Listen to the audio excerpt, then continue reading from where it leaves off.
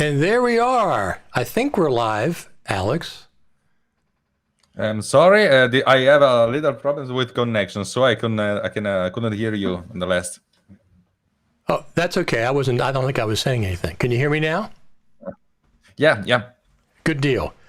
Hey everyone, Final Cut Pro Radio, Final Cut Pro TV Live. We are live today with Alex Raccuglia from Multicam, and we're going to talk about all his apps, but specifically we're going to talk about the Video Tag app in a little bit. But let's talk about what's going on in Italy right now. So we're doing okay in the United States right now. It seems like, you know, things are kind of getting back to normal somewhat from the last year. WWDC came out just last week and said it's okay to be indoors or outdoors without a mask if you've been vaccinated.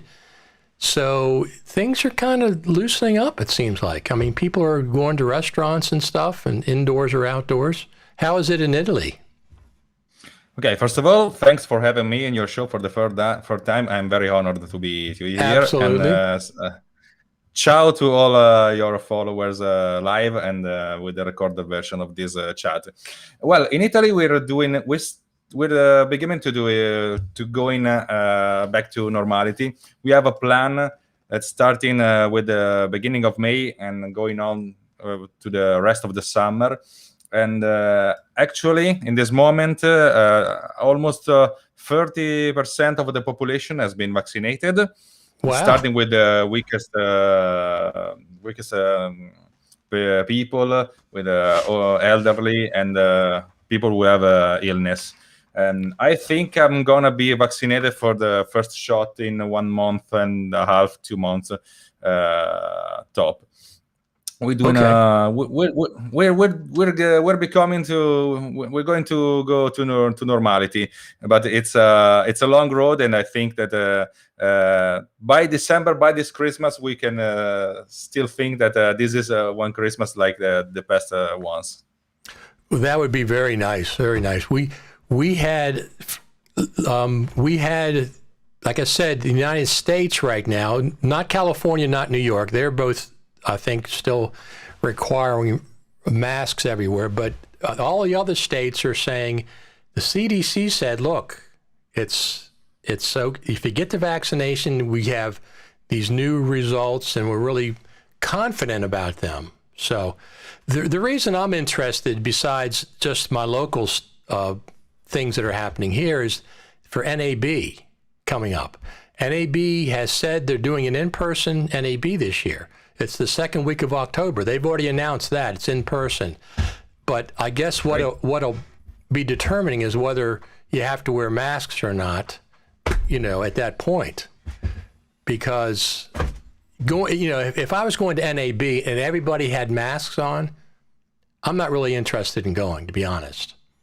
Because I interview people, right, with a camera and a microphone, and this is not that interesting.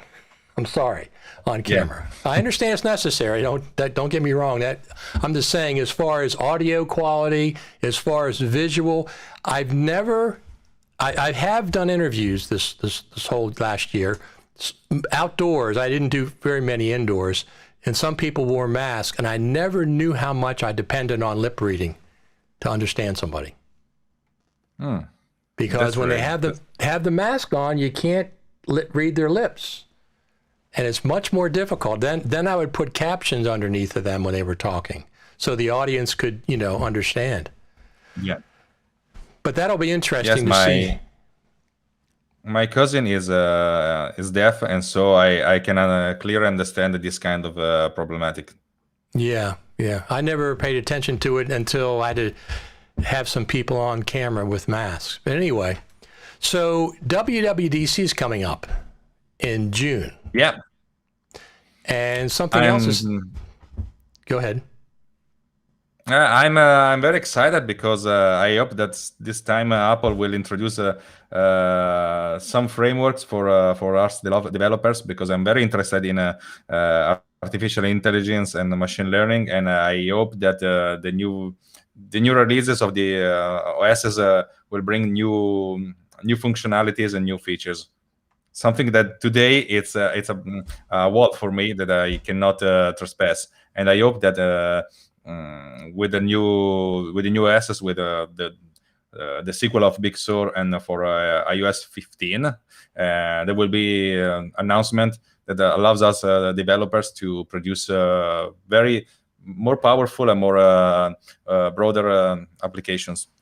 So did they update it last year for you?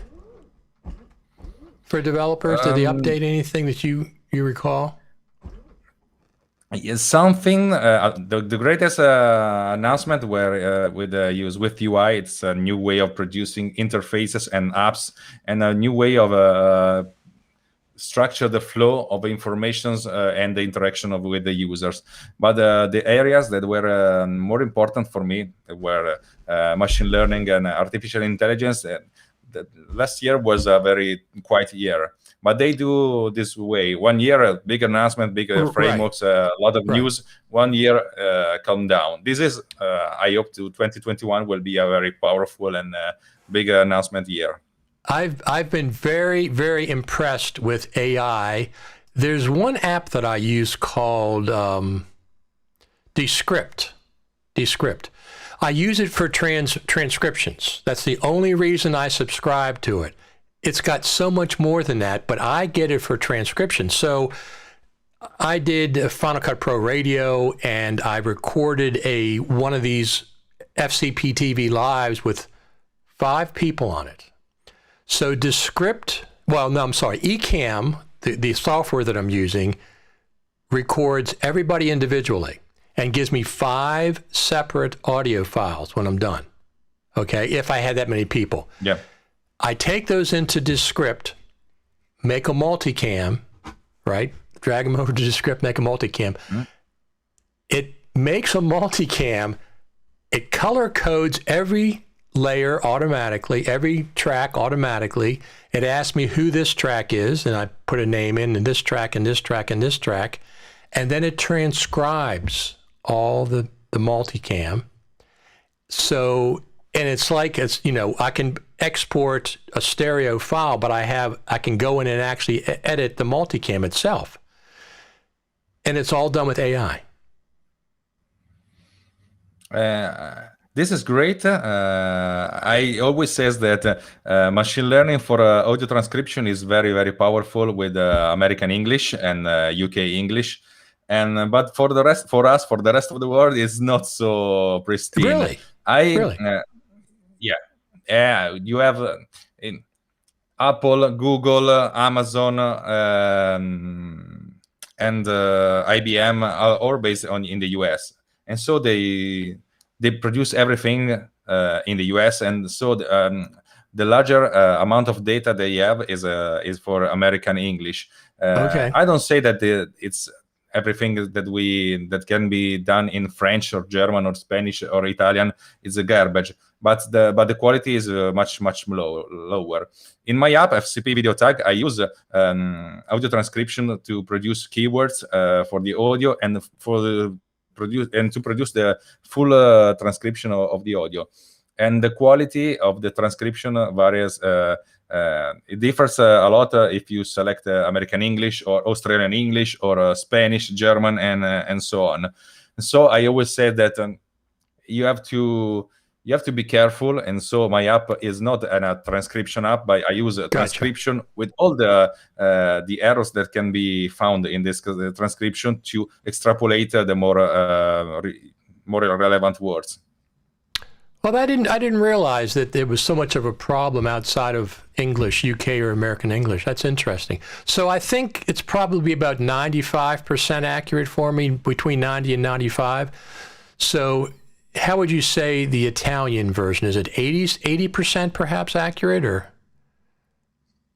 I think that the percentage varies from 80% to 95%. It depends on the quality of the person talking. Okay.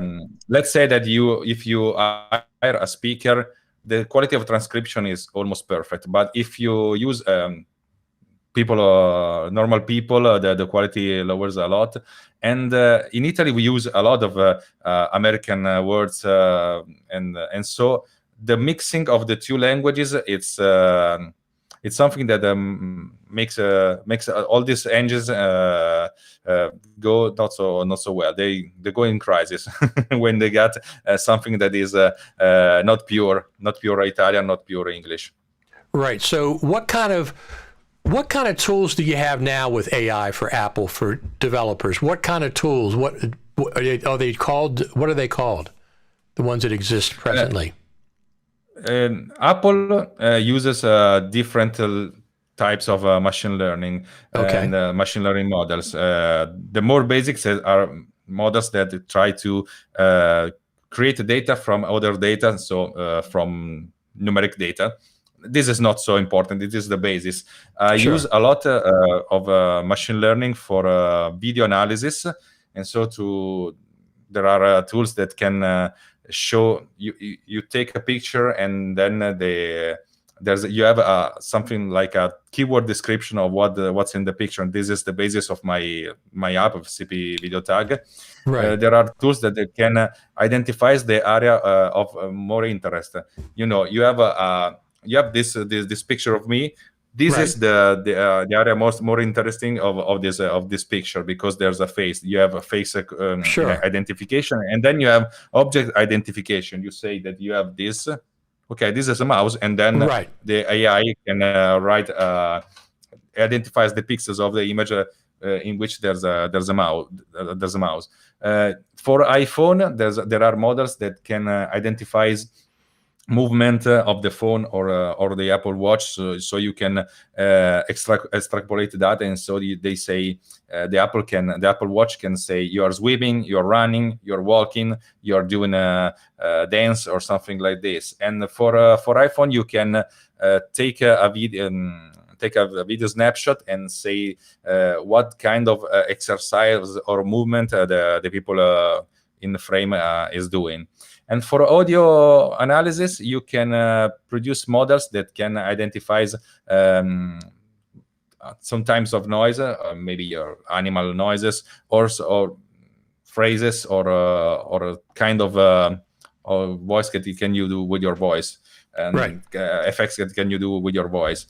It's a very powerful. There are very powerful tools, and so the bottleneck is not in the tools today. I think it is in the collecting data and having a very strong and stable and robust data set.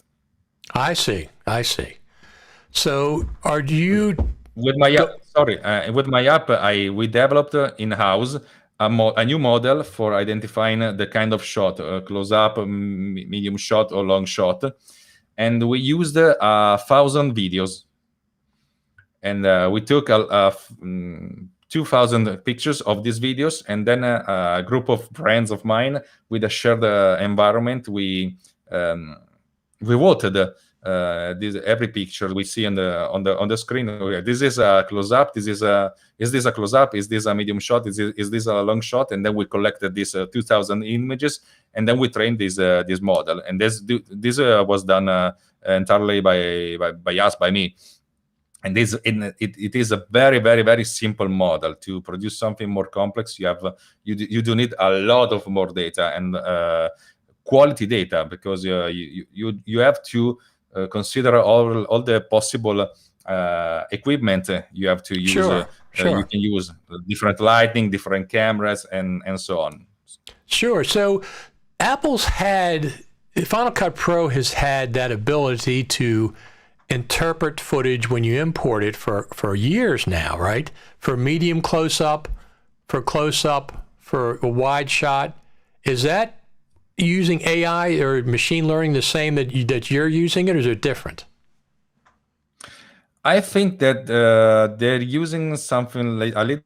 Maybe they're using this kind of machine learning, but in the beginning, I think they try to get the faces inside the shot using not face recognition, but the technology that is inside the cameras for 20 years. Right.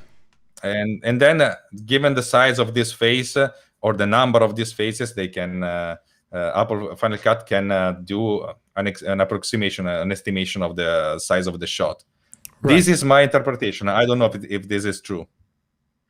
Okay.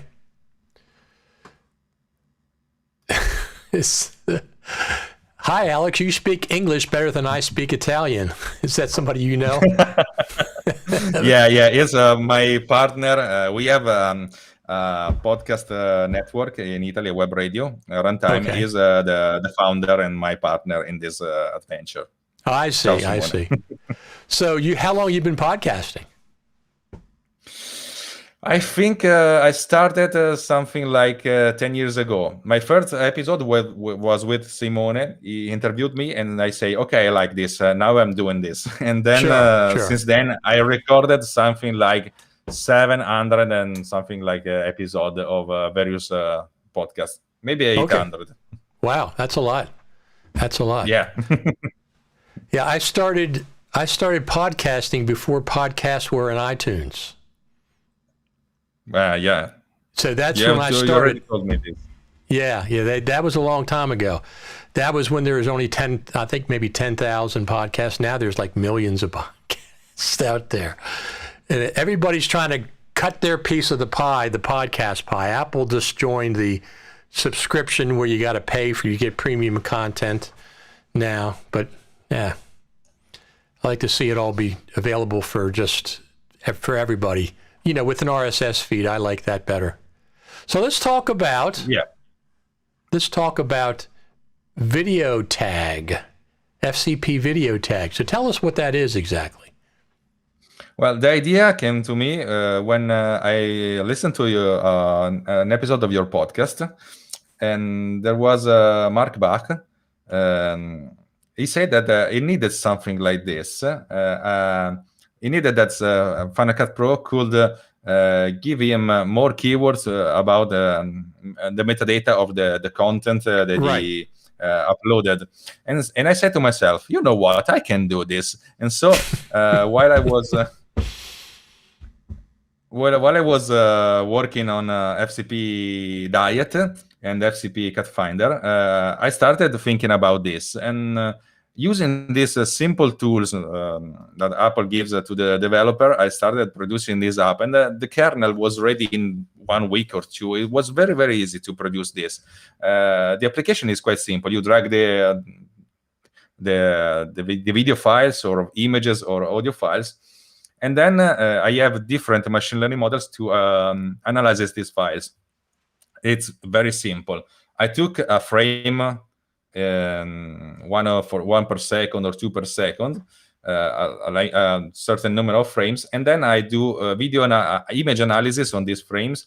The machine learning model is called MobileNet, and then classifies the single frames. You say that in this example where I'm here in this frame, there is an adult, there are glasses, there is a window, there is a microphone.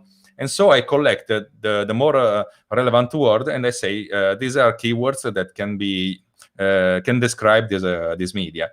And then I was already there, and so I used the same technology to identify text. So if I have a text in the image, let's say, okay, this is not.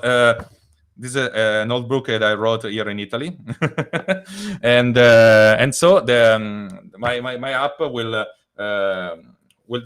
transcribe Final Cut Pro per I professionisti, and then I do all this kind of stuff. I adding machine learning models to give more keywords and have more metadata. The audio was more problematic because, as I told you, audio is quite long to analyze, and the quality of the transcription is not so perfect. And so I try to produce a model that can extrapolate the more recurring words in a sentence, in an interview, and then try to the user have to, in the first 2 or 3 times that use the application, have to eliminate of the not important words. Okay, in Italian and in English can be easy for me, but there are a lot of languages that I cannot understand. So I say to everybody, okay, It's the first time you use the application, you eliminated words like the, like I, like you, like me. These are not keywords, these are simply words.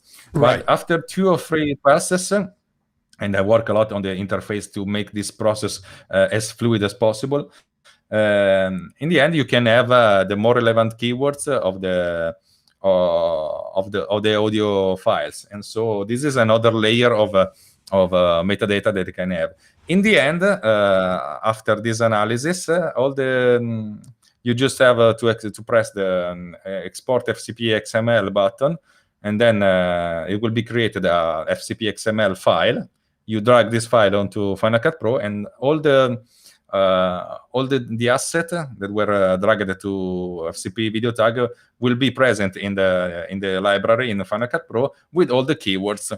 And I say to myself, now that I'm here, I can produce a very intelligent database, and so all the claims that were analyzed before are searchable. And so in this moment in Italy, I'm working a lot with the pharmaceutical companies, and I produce a lot of video for them.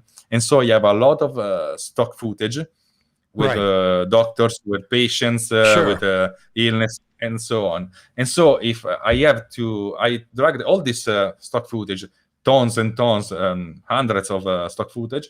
And so if I need a doctor with a mask, I just digit the doctor mask, and then I can have all the stock footage that I analyzed before, in which there is a doctor and there is a mask. And so it's quite useful. It's like a database of all the assets that you can use from now on. Right. And I always say, and that this is this kind of app is not an interactive app. It's not so fast. It's a little slow, but you can think of it as an assistant editor. Okay, I have this 100 media files. I analyze them, and then I go dinner. I go riding a bike. I do something else, and then in the end, I have this metadata added to the files. Fast is not an adjective for this app. I understand. I understand. So let me pull this up here. I think here we go. So I'm going to run this exactly what you just talked about without any audio. This is from your website. So FCP Video Tag, and then let's see what's going on. So right from the beginning, it's generate keywords from videos, photos, and audio files to be used directly in Final Cut Pro. And you told me you're saying that the audio takes the longest and is most complicated, more than the video. And is that right? Now, not knowing, I'm not a developer, I would think that the video would be, but the audio is more complicated.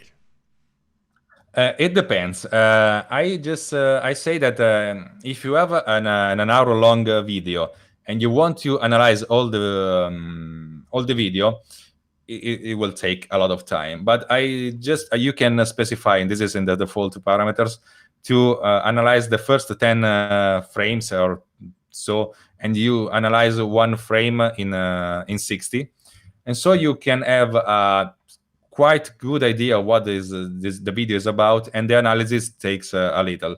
Audio analysis takes a lot because analysis is not done on the computer; it's done on the server of Apple using the same technology of Siri. And Siri technology is not at the same quality level as the Alexa one or Google one. It just it's in the third position. But we developed an additional tool, and so for audio analysis now, but in the future for the video too, you can use a shared computer network we built for this particular application.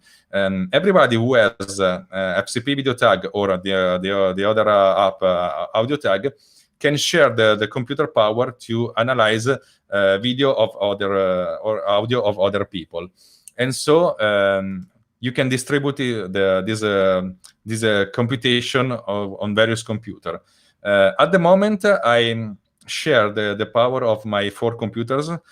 This one we are using today, the M1 and the Mac Pro in the office, and another laptop machine. They are always on. They are free to be used, and so if you take an hour of audio, it will be analyzed in 1 hour and 5 minutes if you use just one machine. But using this shared environment, you can reduce the time by 90%.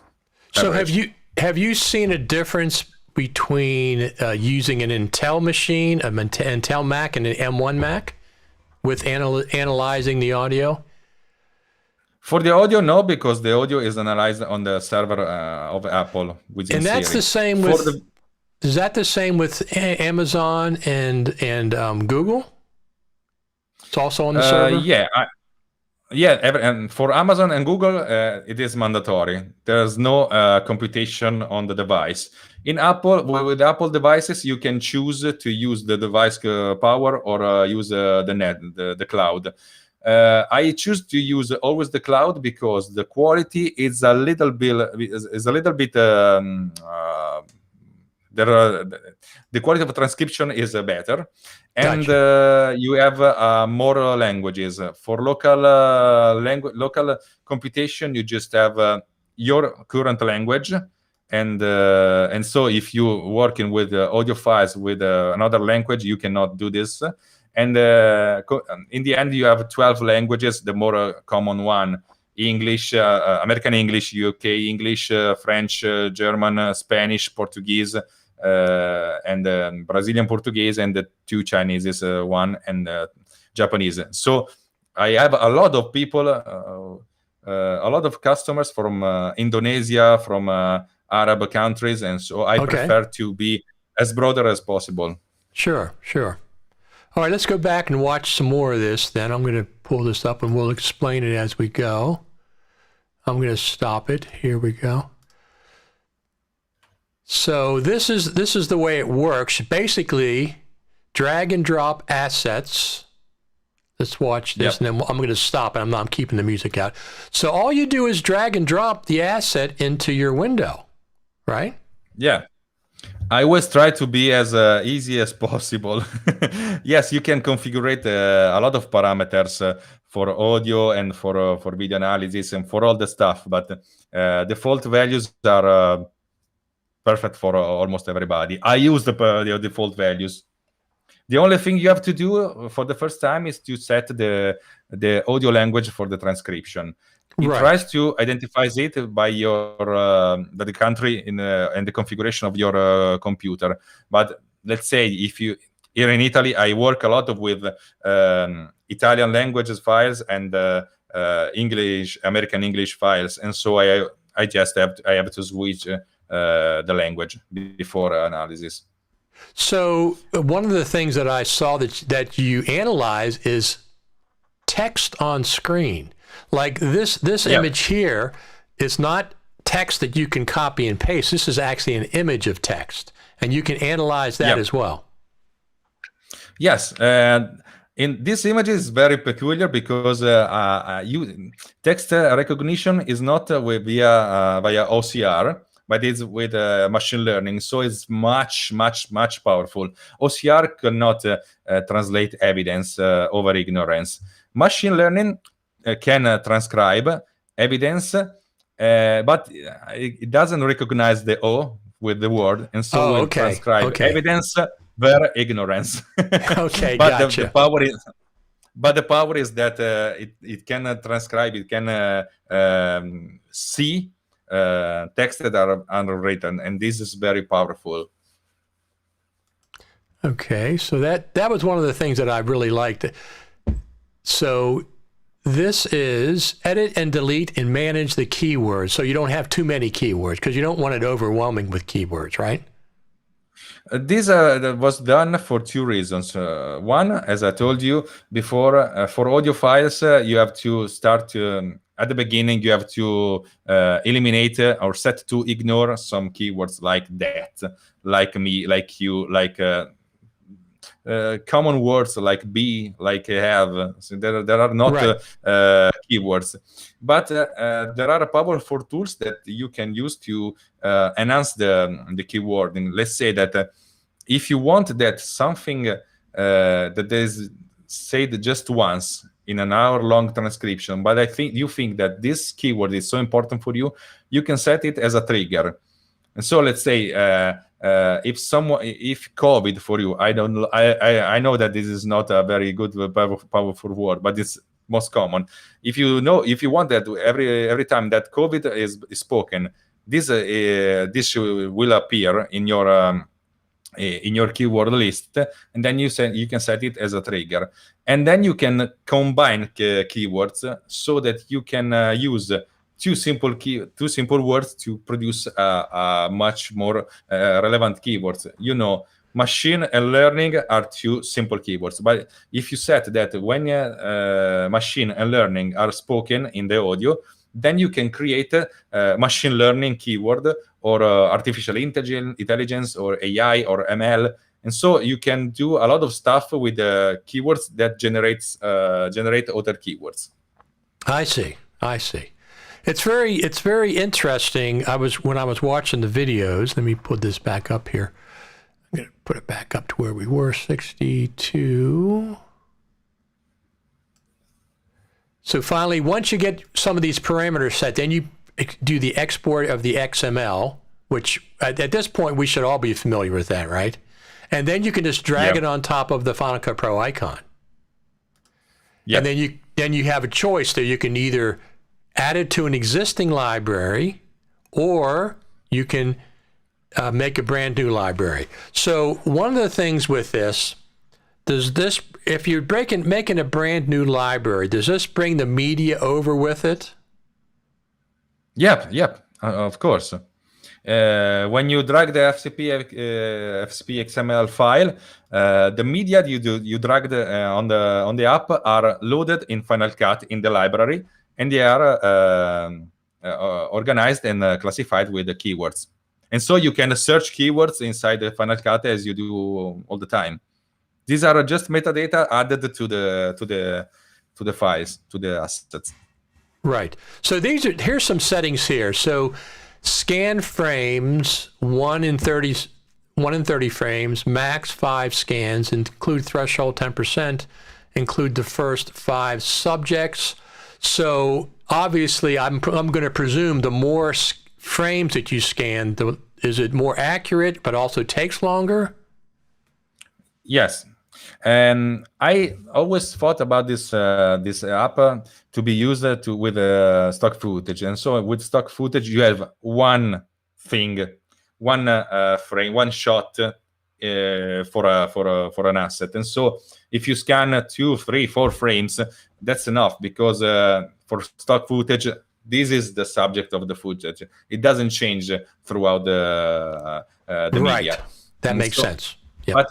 But if you are scanning something that takes 30 minutes of video of a person walking in the city, and then I think you should scan one in 150 frames, but scan all the video so you can have all the subjects.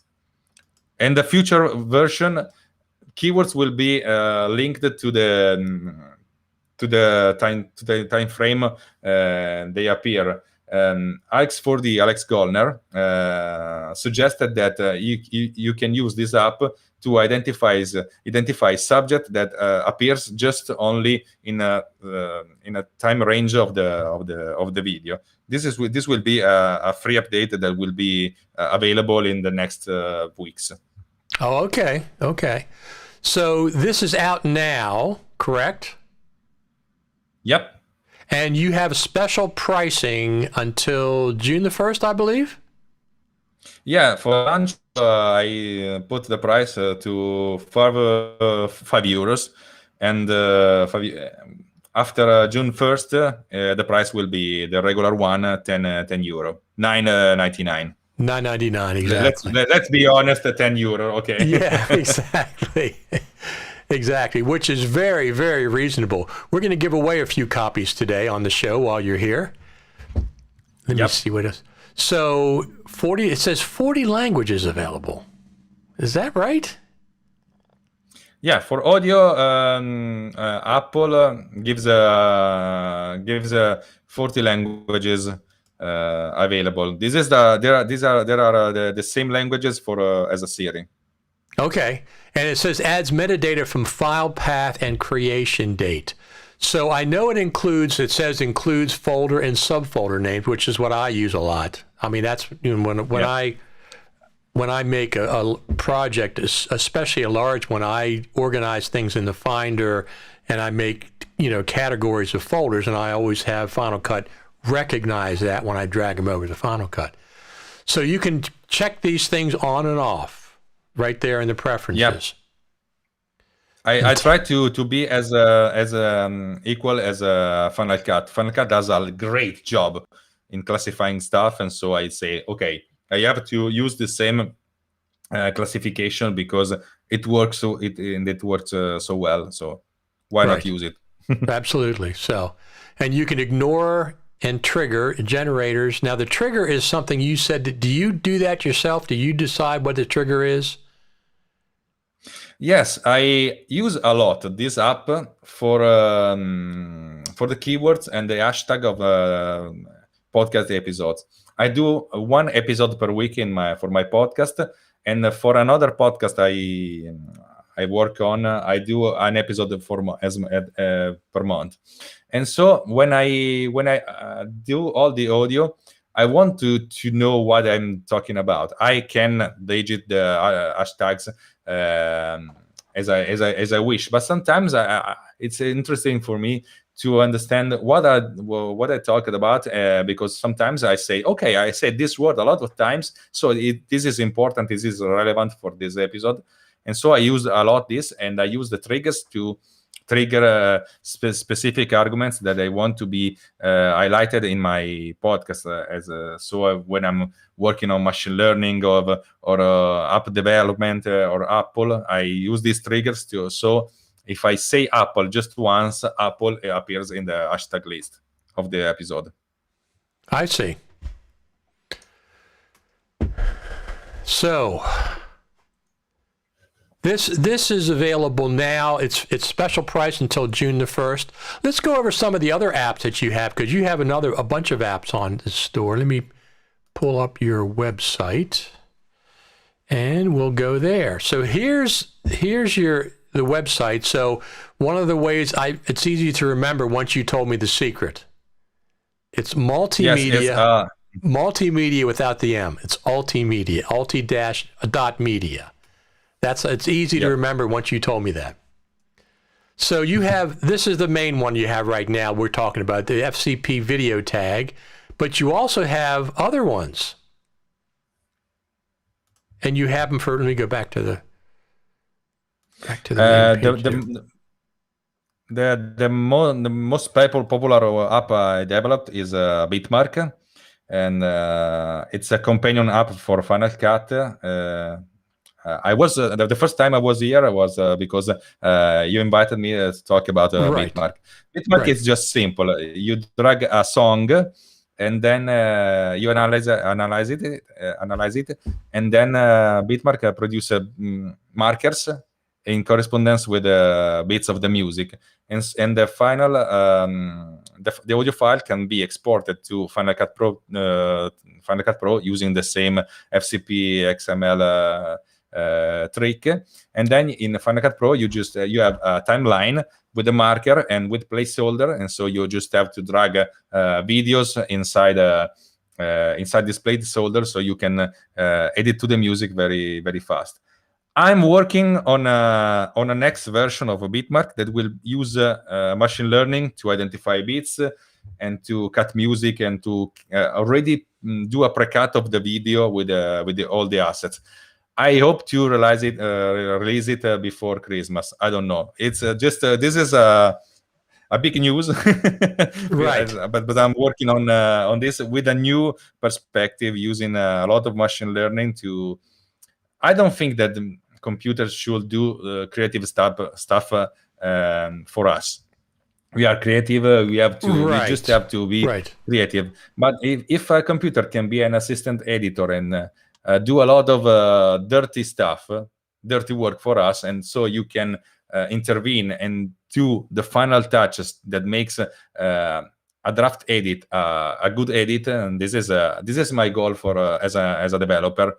And because I'm lazy, I don't want to do. I'm very lazy. I hate to do the same stuff twice, and so I spend days and months doing producing app that can do this stuff for me. So there's a comment. The problem is that my euros are worth less than the euros of others. So how much do I pay? that we can't help you with. You got to deal with that in your whatever your local economy is there. So that was Mart 2. I mean, go ahead. Yep. And then I have FCP Diet 2. It's an app that shrinks the size of the Final Cut Pro libraries. Final Cut Pro libraries are very complex, are very rich. There are a lot of stuff inside. And using Diet, you can get rid of the redundant files and render files and everything that can be thrown away with no problem. And then I talked about this app with you some months ago. I was very, very excited. You helped me a lot in selling stuff. Good. That's what we like. Well, plus you have all these things for Final Cut Pro. Then FCP Video Tag. Now, the power resize. What is that? I'm not familiar with that one. Power Resize was the first app that I developed which uses machine learning.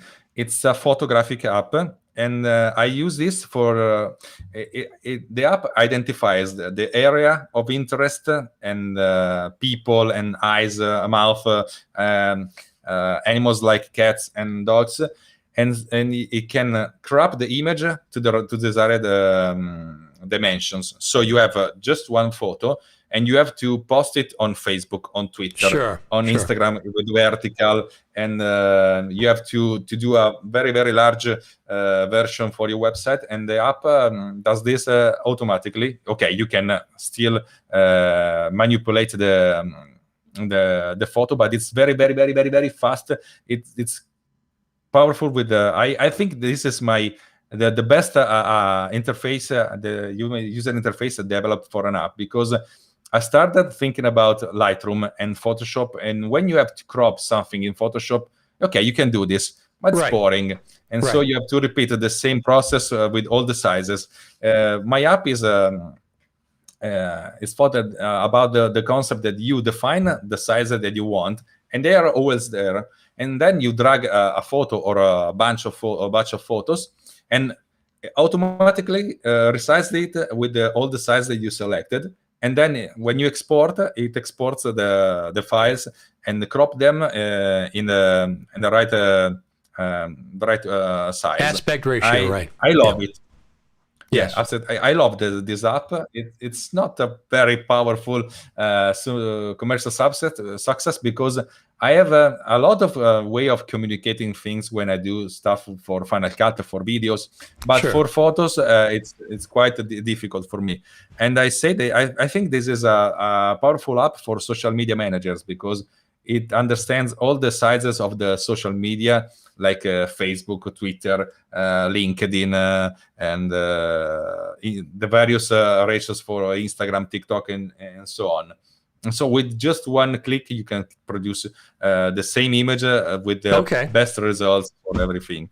This was the basis of what I was going to do. The same thing for video. But Apple announced Final Cut Pro 10.5, in which they introduced the resize stuff for vertical videos, and so I say, okay, they did this for me first, and that's okay. And then I just have this app for the photo. I love it. Everybody can download all my apps. They are free for 7 days. Try them, and if you like them, give me a feedback. No, absolutely. So here's a couple more. So FCPX Autoduck. something that iMovie has, but Final Cut Pro doesn't have after 10 years.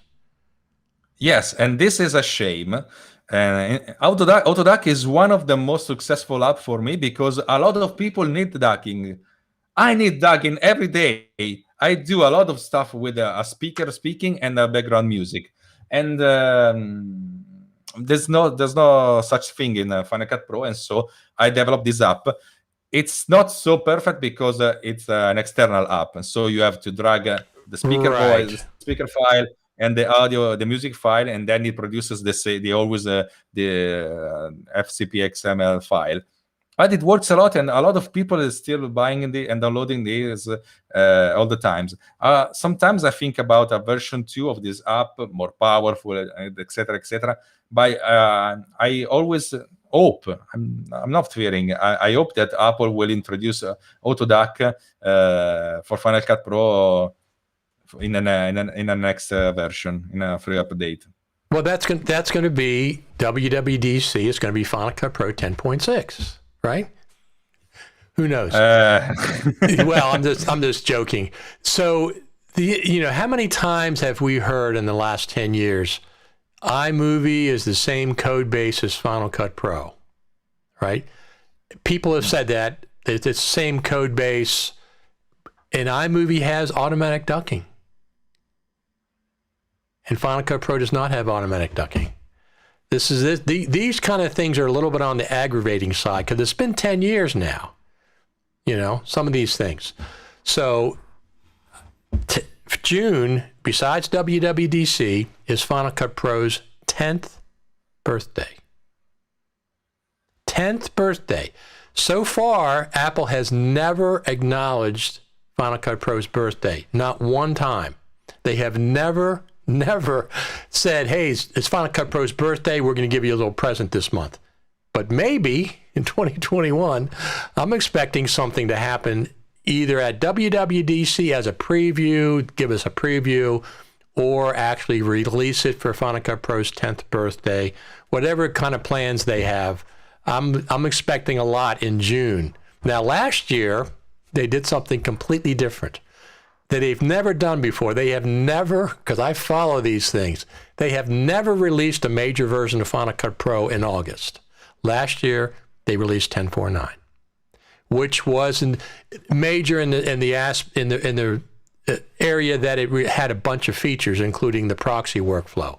At the end of August, people are on vacation in August. People don't pay attention to software in August.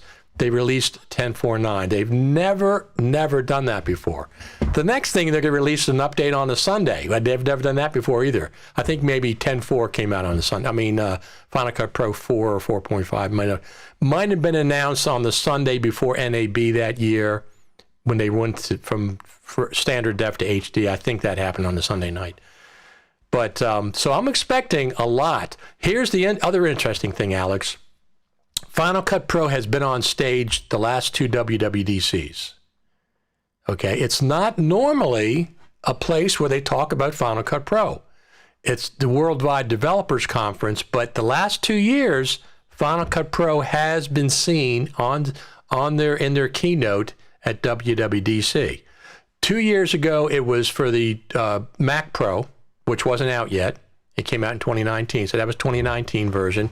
They showed Final Cut Pro, and then last year, of course, they were showing the Apple Silicon version of Final Cut Pro. So the last 2 years, they've been showing it at WWDC. I'm expecting something to be shown this year, or release it. I mean, come on, give us a birthday present for Final Cut Pro's 10th birthday. It's a big birthday, and they also said. Yes, they said when they released Final Cut Pro, originally Final Cut Pro 10, we have a 10-year roadmap. I don't think they meant that literally, but some people seem to think that they meant 10 years. Well, this is 10 years. I don't think they meant that. I think they just were saying that at the time. That's true, but I remember the first time I watched the presentation video, and I was shocked by Final Cut Pro, and then I used the version 10.0, and I hated it. I started loving it in with 10.0.3 when I added the multicam. Multicam. Yep. I say to myself, well, this is an interesting toy, and then I use it for a side project, and I say to myself, oh, I'm having fun. It's been years that I'm not having fun editing something, and then that night I switched, and I say, okay, from now on in my company, everything will be done with Final Cut Pro, and all my colleagues watched me, and they say to me, are you serious? I say, yes. And then it started that day, and since that day we never used the Final Cut Pro 7. We used it just for a legacy project. Sure. I did the same thing. So I know people were, people were upset when Final Cut Pro 10 came out. I think you were upset if you thought you were going to get Final Cut Pro 8.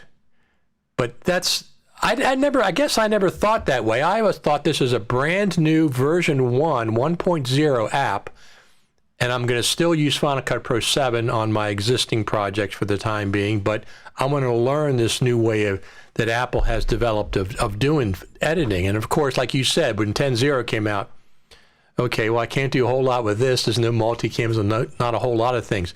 One of the things that aggravated me with the 10.0 release until they got to 10.1 was the project and library separate folders they had. You remember that? Yeah. The event and projects is what it was. Boy, that was aggravating. There's no reason. And then when 10.1 came out, they combined them into just one folder, and then you had the libraries. Do you think they're working on something else new? I mean, a rebuild of Final Cut Pro, rethinking of something? It seems like a long time since they've had real innovation in Final Cut. It's been a couple years. I mean, 10.4.9 was a nice upgrade, but as far as innovation, it's been a couple years since they've had anything really innovative. Well, I just say one thing, an iPad with M1 processor. It's so powerful that it can run something so demanding as a Final Cut Pro.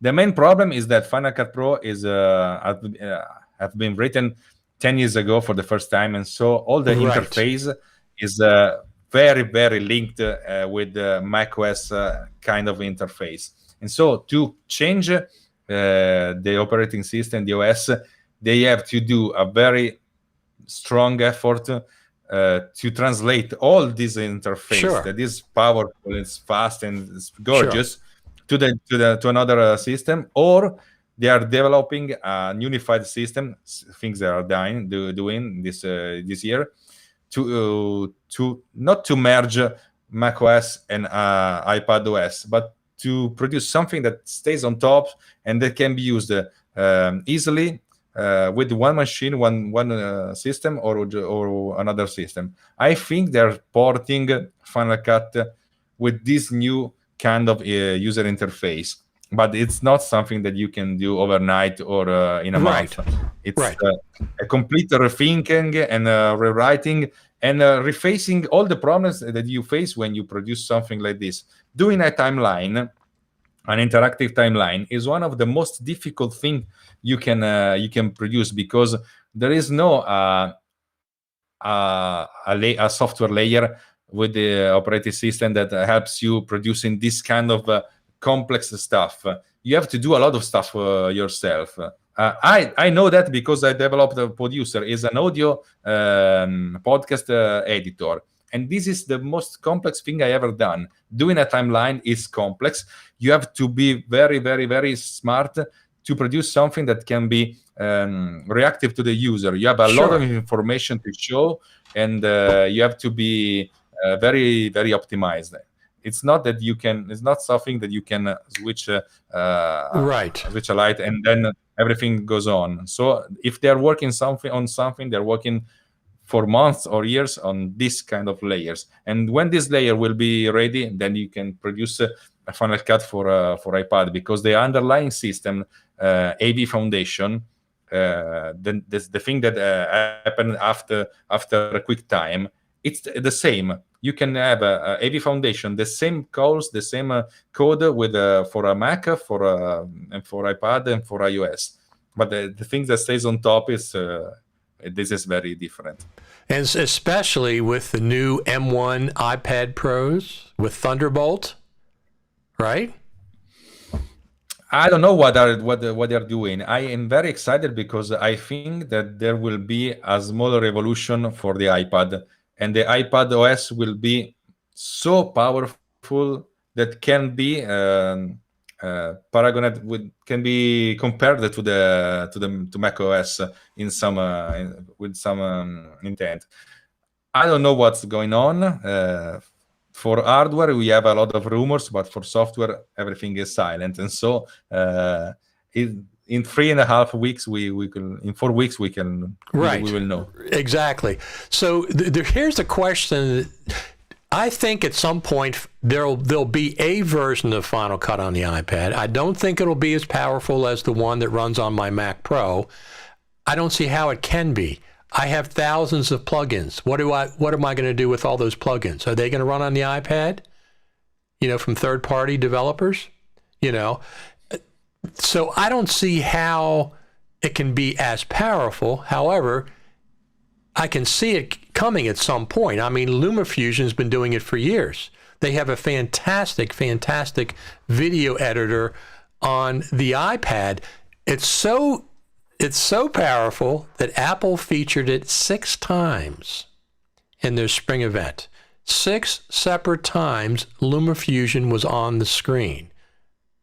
6 times. I don't recall any other third party that's ever been on the screen as much as LumaFusion was in the Apple spring event. Right? Yeah, I know. I don't use LumaFusion because I used to bring with me this laptop every day. I always have it in my backpack. So when I have to edit everything, I use my computer. Because I'm lazy, I'm not learning a new editing software. I know that. But right. I recognize the power and the great job that they're doing with LumaFusion, because it's a powerful and great product.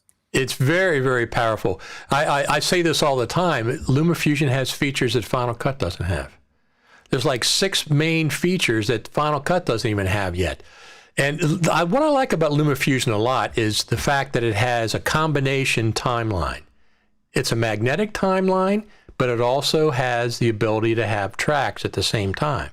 And I really like that ability of having both. So I could lock a track. For example, I was doing a video just recently, and I wanted to have a marker. I wanted to have the 1 minute mark, 5 minute mark, 10 minute mark, 15 minute mark. You can't do that in Final Cut. I mean, you can't do it natively. You can't do it natively because all the markers are stuck to clips. So when you move clips around, the markers move around. So what I do is I put an anchor clip, a slug at the beginning of the timeline, and I attach a title to that slug, 5 frames, whatever. I anchor the title to that slug, then I add markers to that title so they don't move around. So I can have a marker at 1 minute. I can have a marker at 5 minutes, and they stay there no matter what I do in the main timeline. I use the same trick. You do? Okay. Yeah. So that would be nice to have timeline markers in Final Cut as well as the clip markers, both, right? And they do have space up there. They have a lot of empty space at the top of the timeline. There's lots of empty space up there where they could add a time code ruler and you can add a marker up there or whatever. So that's one of the things.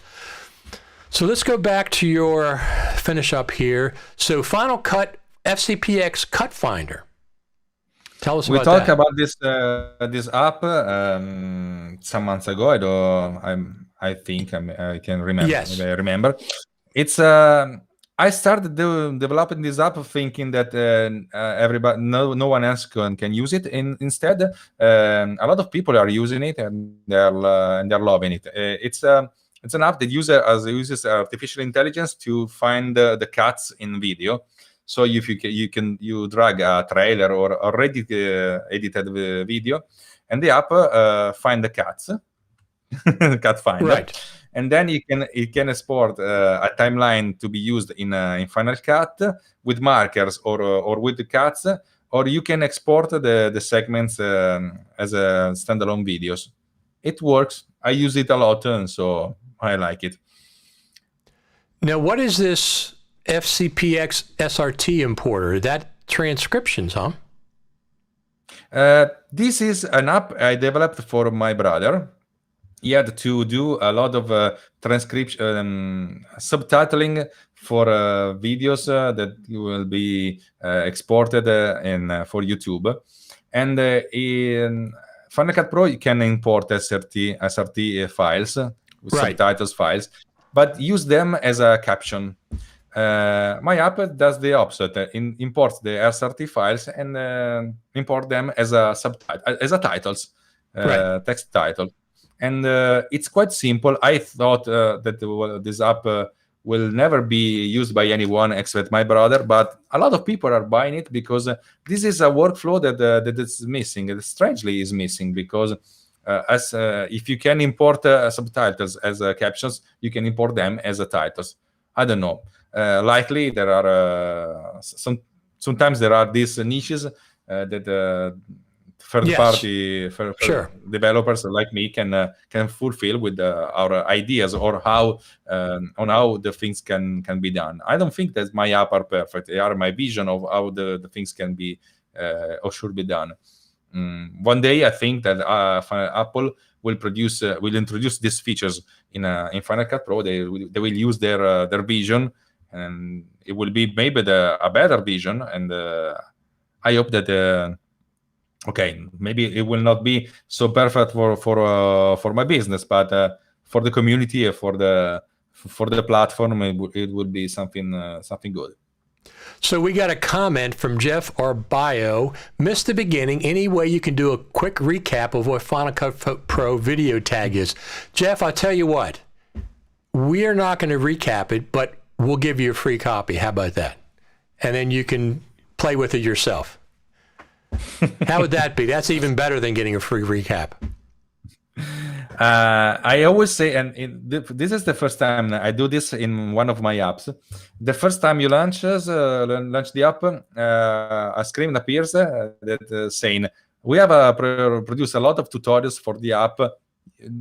We suggest you to watch them because they can bring you with your hand by hand with the features, because I think this is an app.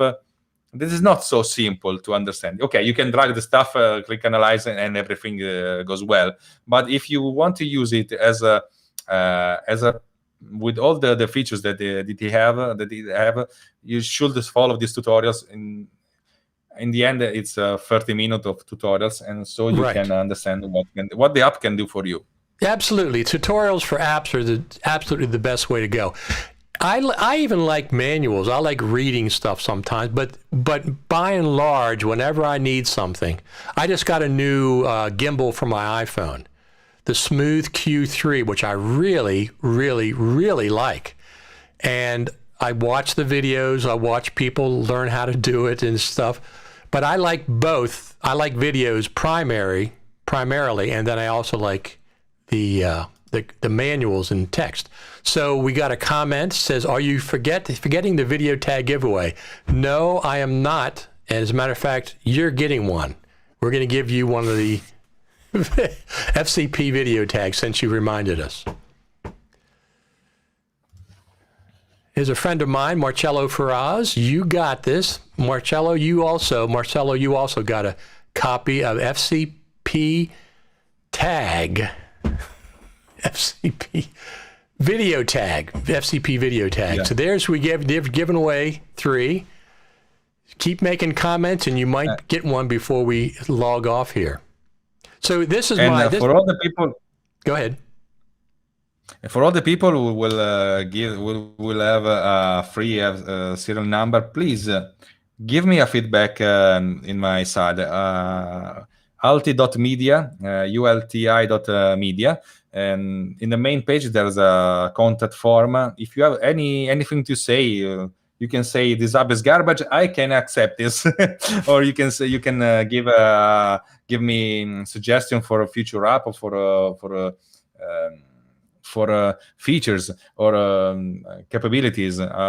Sometimes I have this kind of feedback, and then I say, okay, this is something that's so cool that I can introduce this new feature in a future version of the app. Absolutely. So we have another comment. Fingers crossed. Okay, fingers crossed. It worked. You get a free copy of the app. Yeah. There we go. So you have a lot of apps, Alex, that for Final Cut. I mean, that's mainly what I'm interested in. You just go back to the video page here. And you also have some bundles, I noticed. Yes, since I started to produce a lot of stuff that can be grouped, and then I started doing bundles, so you can buy more apps with a lower price. If you buy the power bundle, it's the ultimate bundle, power bundle.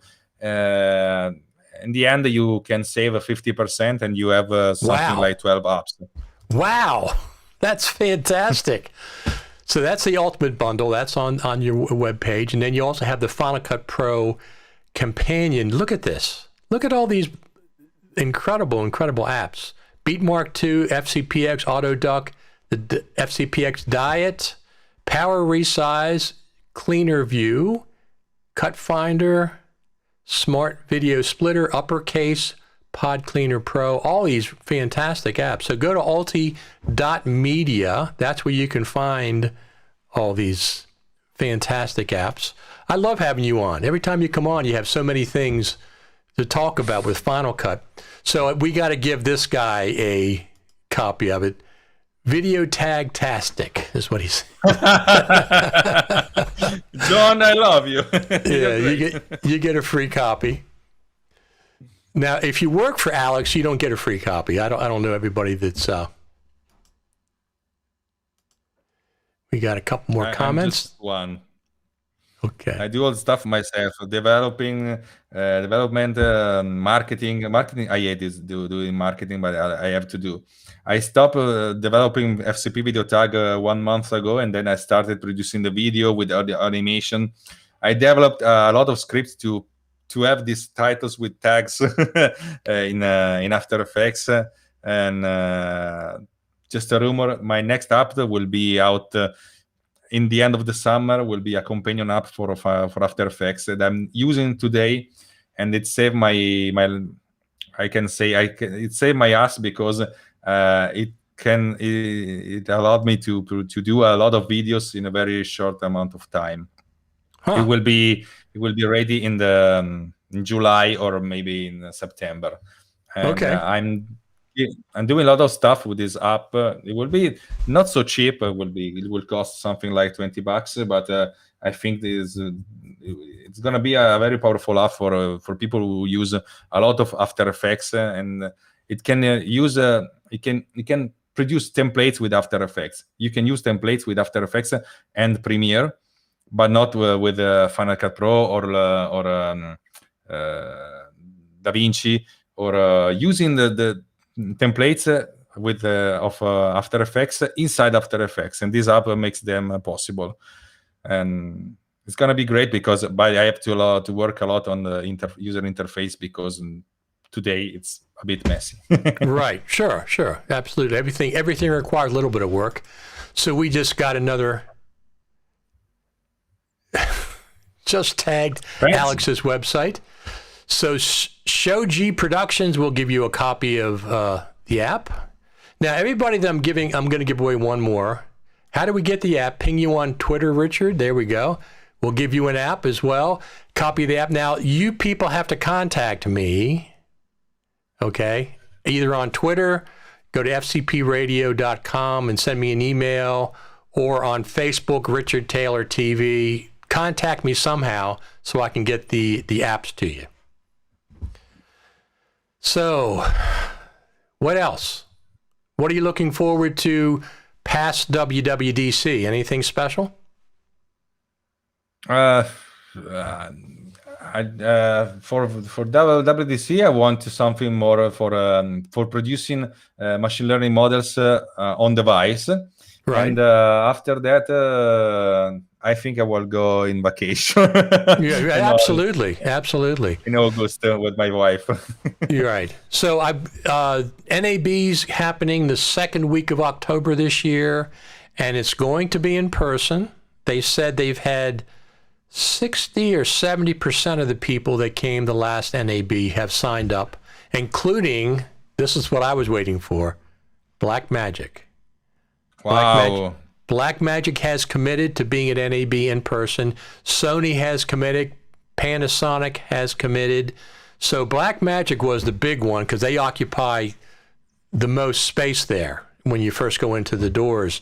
I was waiting to see if they were going to be there. And now with the vaccines seem to be working and the CDC relaxing the ability to be, inside without masks if you're vaccinated and stuff. And that's 5 months from now. So things hopefully will be even better at that point. This is a very good news because here in Italy, I miss a lot of live events like this. We had some events in Milan, in the north of Italy, Sure. not related only to technology. My wife is a sommelier, and so she's a guest of the largest fair of the world for wine tasting. And in Milan, we have Design Week. It's a week where all the people from all the world came here to get design for furnitures and happenings and stuff like this. And it's been 2 years now that these events cannot be done, and it's very, very sad. And I hope that 2020, the end of 2021 and the beginning of 2022, this stuff will start again because it brings life to the city. And last but not least, I want to go back to the cinema, to the theater. I want to go to show the larger image, the silver screen. I miss it a lot. I do too. And just going to a restaurant, Alex, I mean, you're just sitting with friends and having a nice casual meal for a few hours and just going there. So I'll be curious.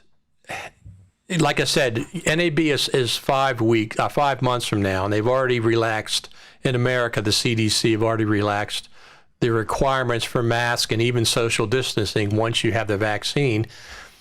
I'll be curious also what the Final Cut Pro Creative Summit does this year, because last year was virtual, but the years before that it was in person at the Juniper Hotel in Cupertino. So I'll be curious what they're going to do.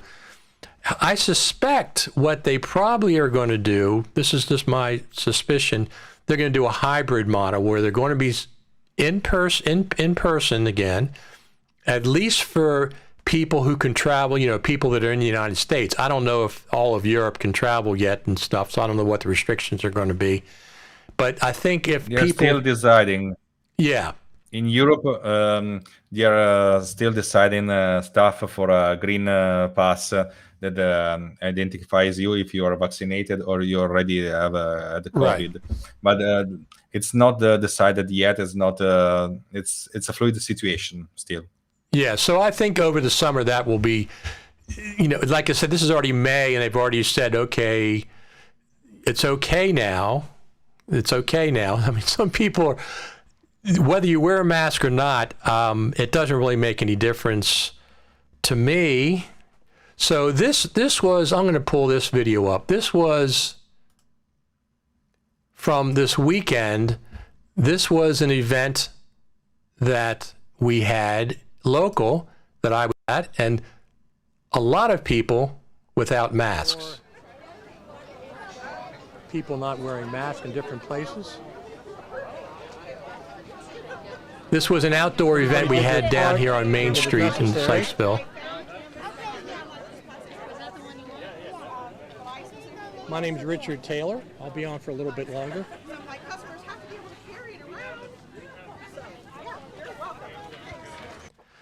Now, what's supposed to happen is, according to the CDC, is if you've been vaccinated, you have that ability to not wear a mask. Nobody's checking, your vaccination card when you enter there. I think they did check the vendors. There were vendors there, and if checked them for temperatures and stuff like they do. But that's in May already, and everybody's that have been vaccinated took off their masks. But this was outside, though. That's the other thing. It was outside, and that's always been more relaxed. I live in Maryland, and the governor came out before the CDC came out, and he said, outside you don't need masks anymore. So, and then the CDC came out and did their thing. So I hope this continues, this trend of not wearing the mask. Effectively. I want it to be effective, not just cosmetic. But I would love, because going to NAB and these places in person, if everybody's wearing a mask, it's less enjoyable, isn't it? It's necessary. It's been necessary, but the live events have been all virtual this last year. So we'll have to see how going forward. To be honest with you, I like Apple's virtual WWDC at least as good, if not better, than the one they had in live. They seem to put a lot of time and effort into it. Yes. They're doing a great show. Great show. It's the best show of this kind in all the industry. Right. But it's a little cold for me. Is it? I miss the warmth of the cheering crowd and the little mistakes that makes this more human. That's true. In this way, it's too perfect. Beautiful, but too perfect for me. I agree with you. You're right. The live audience is always, always, always better than no audience at all. As a matter of fact, I saw an article today, because Apple's in court with that gaming company. Phil Schiller said WWDC cost Apple $50 million to produce. $50 million. That's an incredible amount of money. Now, that's all the salaries of everybody working on it and behind the scenes that you don't see, and all the production and the streaming and everything else. $50 million to produce a single WWDC. That is an incredible, incredible amount of money. Yes, but I wasn't so shocked, because I think this is the right amount of money that Apple, which is the most rich company in the world, can afford to do this kind of this kind of event. Absolutely, I think this is the right cost. Absolutely. So I'll be curious. Everybody's gonna be tuned into that keynote this year. I always watch them on my big screen as long as I'm not doing something else. I watched them at work. I watched them wherever I was. But recently, they've been even more important, especially. Yeah, you're right. You're absolutely right, Alex. I love seeing the audience out there. I forgot about that aspect of it. But I'm hoping the Creative Summit the Creative Summit's going to be interesting, because NAB's already said they're going to be doing in person. And then the Creative Summit is the following month. Now, the company that does the Creative Summit is Future Media Conferences, FMC. They also do the training at NAB. Well, so that'll be interesting to see how that goes. Yeah, exactly. If that's the case, I report live from NAB, and I report live. I go there and report live, and I report live from the Creative Summit as much as possible. When those events are happening, I'll come on live 2 or 3 times a day. I'll do a recap at night. I'll walk around, interview people live. So if that's the case, I'll be flying to the West Coast 2 times in a month if that's what happens this year. But I didn't go last year, so that's okay. I'm already ready. Alex, I think we've covered everything. What do you think? Yeah, that's perfect. I enjoyed a lot this episode, even if I'm not connected with the internet, but I'm using my iPhone, because today everything that is technological in my house is it's a little bit broken, and so I have to calm down. But yes, I love this chat, and first, thanks for having me in your show, because it's a window you open on my activity, and so I can explain what I do and why I do this in my way. It's not so orthodox sometimes, but it's my way of doing stuff. It's my workflow, and so I can share this with all your followers, and that I salute. Absolutely, absolutely. We have some great followers, great listeners. We have this is 200 and some episodes I've done of FCP TV Live. The podcast, Final Cut Pro Radio, which I started this is our 6th year of Final Cut Pro Radio. And I have 2 podcasts, Final Cut Pro Radio and Roots Rock Radio, which I started 15 years ago. And between the 2 of those, I have over 1.2 million downloads of audio, just the audio files. So that's not bad. Our radio will reach 1 million download this month. There you go. With a little approximation, we are preparing a great virtual party event to say thanks for all our listeners. Absolutely. All right, Alex. I think we've solved all the problems that are here today with Apple and everything else. And we'll have you back on when you have new apps for Final Cut Pro. You said you got a new one coming out, a couple new ones. I'm sure you're working on some things. Yes. I'll keep you posted. But all the times I'm starting to announce something, you contact me before I can reach to you. So absolutely, you have a lot of radars and alerts on the FCPX world. Absolutely. Thanks a lot, Alex. We'll talk to you again. Thank you.